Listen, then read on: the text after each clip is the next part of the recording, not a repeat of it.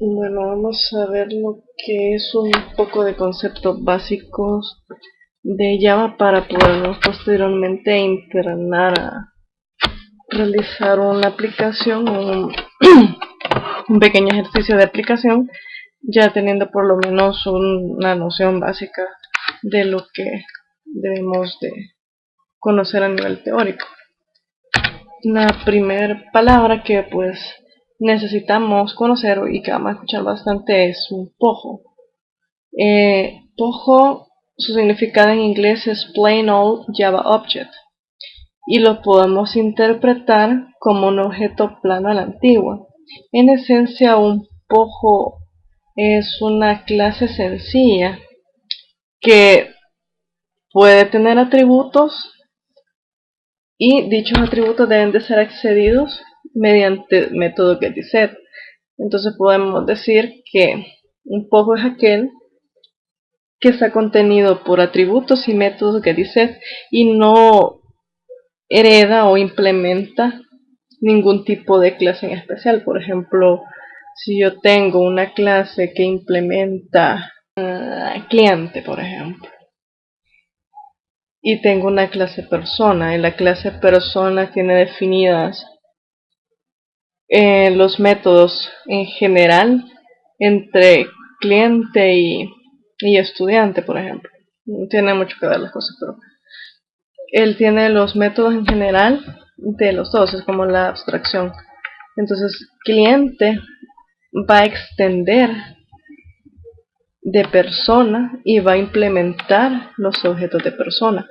En este caso ya no tendríamos un pojo como tal, o sea, la teoría nos dice que no debe de extender o implementar ningún tipo de cosa en especial, sino que solamente tener atributos y getSet. Por ejemplo, esto podría ser un pojo. Vemos que acá tenemos una clase cat, tiene 3 atributos y están los métodos getSet de cada uno de esos 3 atributos. Esto es toda la clase, es lo único que compone a la clase. Por tanto, es un pojo, es una clase simple, si lo queremos llamar así. Luego tenemos lo que son las anotaciones. Las anotaciones fueron creadas o soportadas a partir del JDK5 y fueron básicamente creadas para podernos liberar un poco de realizar configuraciones a nivel de XML que se volvían largos y tediosos y que al final estaban cargados y llenos de configuraciones que nosotros mismos ya ni siquiera sabíamos a dónde habían quedado las cosas. Entonces, para solventar un poco esta problemática se crearon lo que son las anotaciones, con las que nosotros a nivel de la clase podemos configurar cosas como decirle al precompilador de Java, por ejemplo, esta clase va a pertenecer a una tabla de una base de datos y este atributo va a estar mapeado con este atributo de la base. Entonces estas anotaciones lo que hacen es agregar esos metadatos que le permiten al precompilador de Java saber cuál es básicamente la configuración de nuestra clase. Las anotaciones inician con el símbolo arroba y luego está el texto que compone a la anotación y la anotación también puede tener parámetros. Hay muchas anotaciones pues que ya vienen con cada uno de los frameworks, más sin embargo como en Java que todo es extendible, nosotros podemos crear, en dado caso si lo necesitáramos, nuestras propias anotaciones para los usos que queramos darle. Las anotaciones las podemos usar en interfaces, en clases, en métodos, atributos, variables, etc. Y como mencionaba, pues son una alternativa a los archivos XML para la configuración de las propiedades de nuestras clases Java.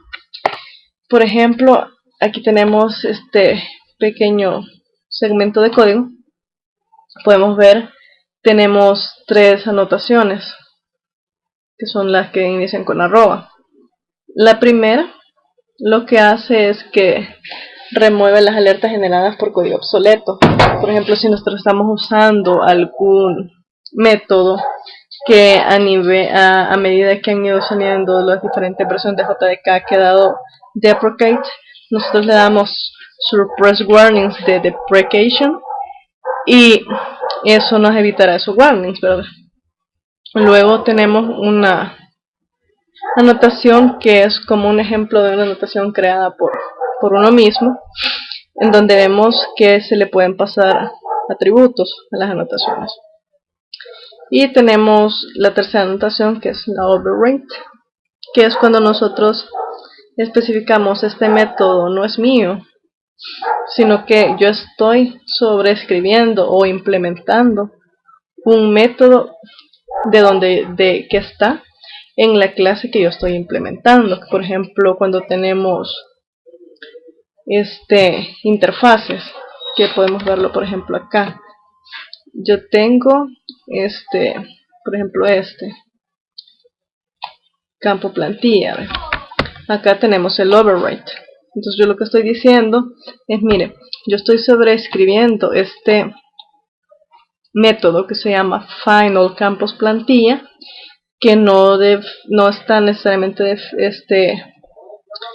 como diré, declarado en esta clase, sino que está declarado en campo plantilla, de la cual yo estoy implementando. Y si nos vamos a campo plantilla, aquí vemos que es una interfase y ella tiene las firmas de cada uno de los métodos en los que yo estoy haciendo override dentro de la implementación, que es básicamente lo que hace este override.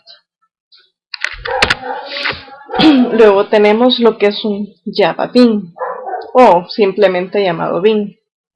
Un Bean es una clase Java bastante simple que, para ser considerado Bean, debe cumplir algunos requisitos, como por ejemplo debe tener por lo menos un constructor por defecto, puede tener más. Los atributos únicamente yo los debo de acceder mediante los get y los set, y debe de implementar la clase serializable para poder comunicarse con otros beans. Por ejemplo, acá tenemos un bean, tenemos una clase persona que, como vimos, implementa el serializable, tiene el atributo nombre, un constructor, que es el mínimo, al menos debe tener el constructor, aunque esté vacío, pero debe tenerlo, y los métodos get y set del atributo que posee. Eso básicamente es un bean. Luego tenemos los Enterprise Java Bean, o los GJB, que son diferentes de los bean. El objetivo de los GJB es que estos puedan ser utilizados mediante una estructura de componentes distribuidos del lado de un servidor, y los utiliza la plataforma empresarial de Java, que conocemos como Java 2E o Java E. Un EJB debe contener al menos una clase de implementación y dos interfaces. Obligatoriamente los EJB deben de tener una interfaz local o la home y una interfaz remota. La implementación describe los métodos de las interfaces remotas, y tal vez podemos poner algunos de la interfaz local. Para poder ejecutar un EJB necesitamos un contenedor de aplicaciones, que puede ser un JBoss, un Tomcat, un WebLogic, para poder usarlo. Tenemos tres tipos de EJBs. Están los EJBs de entidad, que representan un objeto concreto que tiene una existencia o persistencia en base de datos.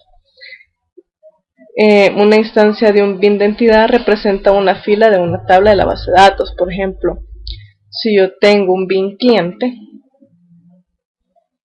una instancia de él puede ser Eva Martínez con el ID 342 y otro Francisco Gómez con el ID 120. Entonces, un bin de entidad, una instancia de un bin de entidad va a ser equivalente a una tupla de una base de datos. Luego tenemos los bin dirigidos por mensaje. Estos pueden escuchar de un servicio de mensaje JMS. Los clientes de estos bins por lo general no lo llaman directamente, sino que lo que hacen es enviar un mensaje JMS para comunicarse con él. Los bin dirigidos por mensaje no necesitan objetos EJB Object porque los clientes no se comunican, como mencioné, directamente con ellos. Un ejemplo de un bin dirigido por mensaje es cuando tenemos, por ejemplo, el bin listener nuevo cliente. Este se activa cada vez que se envía un mensaje comunicando que se da alta un nuevo cliente. Es como, digamos, que un hilo que está ahí esperando hasta que se crea el nuevo cliente. Entonces en ese momento él se ejecuta automáticamente. No fue el cliente el que lo llamó, no fue el cliente de la aplicación el que le dijo ejecutate, sino que es el mismo el que lo hace. Luego tenemos los bin de sesión. Estos representan un proceso o una acción de negocio. Normalmente cualquier llamada a un servicio del servidor debería comenzar con una llamada a un bin de sesión, mientras que un bin de entidad representa una cosa que se puede representar con un nombre. Al pensar en un bin de sesión, se debe de pensar en que él es un verbo. Ejemplo, los bin de sesión podrían ser el típico carrito de compras de una aplicación de comercio electrónico o un sistema verificador de tarjetas de crédito. Tenemos acá un ejemplo de EJB. Vemos acá, tenemos la clase saludo bin que implementa sesión bin. Este es un bin de sesión. Tiene este string con estos saludos. Luego tenemos los métodos que van a ser los de la interfaz del sesión bin cuando se conecte remotamente, en pasividad y cuando haya un contexto de sesión. Este método saluda es el que va a estar, como digamos, público, a ser consumido por los clientes de mi bin, y me va a decir estoy en saluda haciendo un random de los saludos que tengo acá. Luego tenemos el método EJBCreate, que no es de la interfaz de sesión bin, sino que corresponde a la creación de bins de el home del EJB. Aquí tenemos la interfaz component, que sería la remota, donde vemos que estamos extendiendo de JB Object, y aquí estamos publicando el método saluda para que pueda ser consumido en un ambiente de servidores distribuidos. Y tenemos la interfaz home para que sea consumida dentro de la aplicación misma, donde aquí tenemos publicado el método create, que vimos allá, que lo que hace es crear un saludo, un EJB nuevo. Luego tenemos el término de inversión de control o IOC. Actualmente muchos frameworks, por no decir todos los frameworks, bueno, realmente todos los frameworks de última generación, nosotros vamos a encontrar un término como esto. Lo que consiste es de que antes nosotros en los programas hacíamos programaciones secuenciales e íbamos diciéndole a la aplicación qué cosas iba a ir creando, qué cosas iba a ir instanciando y cómo iba a irse manipulando la lógica de la aplicación. Ahora, la inversión de control consiste en que nosotros ya no vamos a decir de manera tan detallada cómo ejecutar las acciones, sino que es a través de eventos que la aplicación misma o que el framework va a ir invocando el código para que se vaya ejecutando. Un caso muy particular de la inversión de control o IOC es la inyección de dependencias. En Spring vamos a escuchar mucho esta palabra, ¿no? Porque básicamente este framework lo que hace es hacer uso de esta terminología. La inyección de dependencias o DI Lo que hace prácticamente es ayudarnos a olvidarnos de usar, por ejemplo, las instanciaciones o los new, sino que él mismo sabe cuándo debe de cargar en memoria las clases. Tradicionalmente, cada objeto es responsable de obtener sus propias referencias con los objetos de los que colabora. Esto se produce normalmente en código altamente acoplado y difícil de probar. Con la inyección de dependencia, los objetos obtienen sus dependencias al momento de que se crean por una entidad externa, es decir, las dependencias son inyectadas. El patrón de inyección de dependencias consiste en hacer que nuestras piezas de software sean independientes y se comuniquen únicamente a través de una interfaz. Esto implica la eliminación de la instanciación de objetos mediante una instrucción new o la necesidad de un modo de configuración que indique que las clases se instanciarán en el caso de solicitarlo. Por ejemplo, yo tengo acá mi DAO. Yo creo un DAO y hago los métodos respectivos. Luego hay una capa superior que es la del service. Entonces en el service yo voy a consumir todo lo que esté en el DAO. Yo solamente tomo acá el DAO y hago una variable y ya puedo utilizarlo. No necesito hacer lo que nosotros normalmente hacemos, que es esto, igual a new campo plantilla DAO, que es algo similar como eso. Ahorita yo no podría hacer esto porque es una interfaz, pero yo me olvido de hacer esta parte. Otro ejemplo, quizás un poco más claro, es, por ejemplo, un bin. Cuando yo hago acá esta parte, yo aquí estoy consumiendo directamente el service. En ningún momento yo hago algo como esto, que son los new, sino que únicamente yo ya los puedo utilizar. Esto lo logro mediante la configuración de mi Spring. En la parte acá, por ejemplo, yo tengo campo formulario bin. Yo busco el bin acá, campo formulario bin, que es este. Y entonces mediante los management properties, yo le estoy diciendo que esta clase, al ser creada, debe ser inyectada con estas otras dos clases, que son campo formulario bo y campo ICTG catálogo bo. Entonces en el momento en que yo llame a esta clase, él automáticamente crea las instancias de estos objetos y los inyecta. De esa manera yo me olvido de estar haciendo estos new.